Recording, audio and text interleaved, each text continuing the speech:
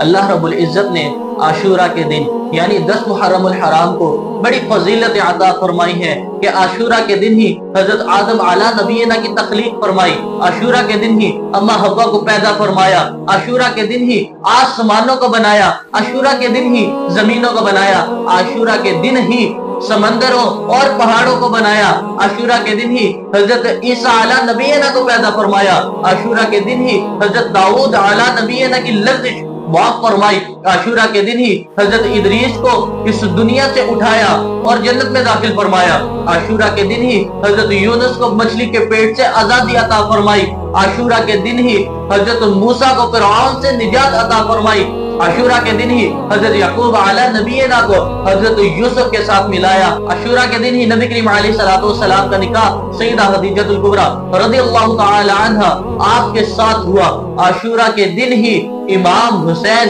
علیہ السلام نے اس دین کی بقا کے لیے اللہ کی رضا کے لیے اپنا سر سجدے میں کٹوا دیا۔ اللہ اکبر کبیرہ۔ اور یہ عاشورہ کا دن ہی ہے جس دن قیامت قائم ہوگی۔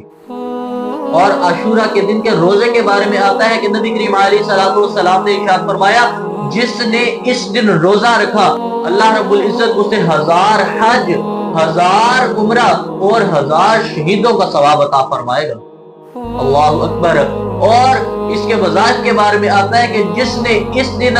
1000 مرتبہ سورہ اخلاص پڑھی اللہ رب العزت اس کی طرف نظر رحمت سے دیکھے گا اور ان کا نام صدیقوں میں شمار کر دیا جائے گا۔ اور عاشورہ کے دن جو کسی یتیم کے سر پہ شفقت سے ہاتھ پھیرے اللہ رب العزت اس یتیم کے سر کے بالوں کے برابر جنت الفردوس میں اس کے درجات بلند فرمائے گا۔